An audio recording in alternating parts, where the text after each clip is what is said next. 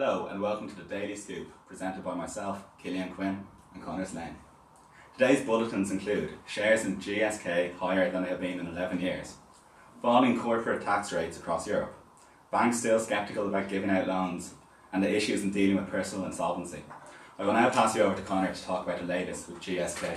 So, in main news, shares in the pharmaceutical giant GSK have rose to the highest price in 11 years after the FDA introduced a new treatment to deal with life-threatening lung diseases. The shares are up 3.1 cent this morning, giving the company a market value of £81.2 billion. Sales of the drug are projected to reach £703 million in the next 10 years. I'll now pass you on to Jason, a reporter in the field. I'm here with Alex Redmond, Chief Finance Executive for A1 Accounting. What do you make of the recent news surrounding GSK? Well, how's it going there, Jason? I suppose firstly you got to look at GSK as it's an Irish company first of all, and I suppose the expansion and growth means that there's going to be a large amount of new jobs created, and that can only be good for the economy as a whole. But really, realistically, at the end of the day, it's going to be the growth over the next few years. They forecast this growth for now, but how this growth establishes itself in the future is going to be an interesting tale, and we'll have to monitor that over the next few months. Thanks, Jason. In other news, falling corporate tax rates around Europe have sparked doubt within the current market. Should Ireland be worried about a trend throughout Europe of falling corporate tax rates, even if, as expected, we retain our low 12.5% rate for the foreseeable future? I'll now hand you back over to Jason, who is with economics lecturer Phil Jones. I'm here with Phil Jones, DCU lecturer. Do you think falling corporate tax rates in Europe will have severe implications for Ireland? Well, thanks for having me, Jason. I think we need to look at this from an outside point of view. I mean, currently the corporate tax rate in Ireland is at 12.5%, and that gives us our competitive advantage. That's promoted a lot of FDI investment down through the years, and that's why we have the large multinationals. So when Europe are considering dropping their corporation tax, it effectively means that we're losing our competitive advantage somewhat. Now, I wouldn't say this is going to happen overnight. Our competitive advantage isn't going to be eroded overnight. But down through the years, we could see a significant problem here. And effectively, this means it's going to lead to an increase in job losses, which is already at a critical high. I think the register currently stands at 350,000 people signing on. And in turn, this will probably lead to emigration as well, which is already 1,000 people leaving a week. But like I said, there's other reasons why companies come to Ireland, such as the strong education system. So it won't affect us right away, but down through the years, if the corporate tax rates in Europe continue to decline, we could see a real problem here. Not that we need it, we already have enough. Thank you, Jason. Thanks for that insight, Phil. Lending has decreased in recent years from banks to both households and companies by almost 4% in the last year, which is the equivalent to €93 million. Jason is on standby to get the scoop of how this issue affects small and medium-sized business owners with the CEO and founder of Tech Enterprise, Mr. Bill Goodman. Thanks. I'm here with Bill Goodman, CEO and founder of Tech Enterprises. What effect has recent bank attitudes towards lending had on your business? Hi, Jason. I'm glad you brought this issue to the public's attention.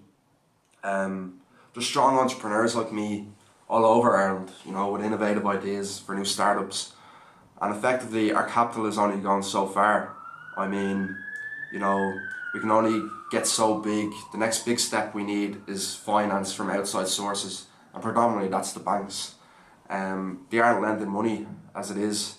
We're going in with good proposals, but they're being rejected each time. And this is from the same people that we bailed out as a country.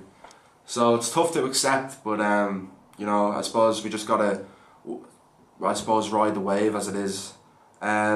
What we're doing now in my industry is we're engaging in bootstrapping, basically cutting costs down to basically the bare minimum. As you can see, this phone isn't even plugged in. I mean, it's tough times. I happened to buy this phone off a lad called Anto down the road, and it's tough times. I'm borrowing this laptop, it's just all about minimising cost and getting the much out of what you have as you possibly can. This office, keep it on the down low, but I'm just squatting here really. But yeah, we need loans, Jason. We need loans. Thanks again, Jason. State-approved debt deals are proving controversial lately, as ministers are saying families need to live on €20 per day.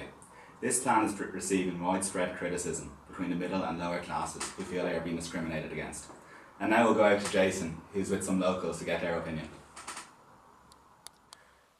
I'm here with Pat Dempsey, a local handyman in the area.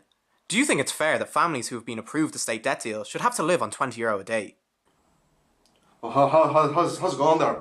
I suppose when you look at it from, my sort of standpoint, I'm a decent working class lad, I mean, the state are saying, they're giving these families, we're all in hard times at the moment, and they're giving these families that are less fortunate than, say, some of the lads up on Aylesbury Road. And they're saying to them basically, like, we're going to give you a state-approved debt deal, we're going to benefit you in some way, we're going to help you out. But then they're saying, we need you to live on €20 a day. No, I don't know what that's about at all. Because, I mean, what's €20 a day? It's only 2 packs of smoke, So, I mean, you have Leo Varadkar there shouting off his mouth. He's saying that these independent women, they should give up their jobs because they can't afford to pay the childcare because the childcare costs more than what they're earning. But sure, I mean, these are flying women. I mean, they give up their jobs, to give up their independence. I don't know what these clowns of government are talking about at all. But sure, I mean, it's hard times out there, I know myself, like, I can't find any tarmacking business around, And I mean, at the end of the day, I suppose we just have to struggle on. If it's €20 a day, I suppose it's down to Aldi and Lidl with us, That's all I can say. I'm also here with Anthony Kelly, a waste management employee. What are your thoughts on the state debt deal and having to live on just €20 a day? Alright, J-Dog. Just call me Anto, please, mate. I suppose, I can only look at myself, really. I mean, I'm 22 with 3 kids, another sprog on the way. I suppose, they're telling me missus that we can't afford the childcare as it currently stands, that she's not earning enough money in her job to take care of the groceries and the children, So, they're asking her to give up her job, and I'm in waste management at the moment, and there's not a book to be made, man, not a book, So we're struggling. So you have that angel for Varadkar shouting his mouth, like, he's shouting his mouth off up in the Dáil, saying that me missus should give up her job. Like, what's me missus going to do then? She can't stay at home mind the children all day. You know what I mean? Like, I don't know, J-Dog. What would you do? Okay, thanks for that, J-Dog. So, that about wraps up the main news for this evening. Make sure to tune in next time, and once again, thank you for watching.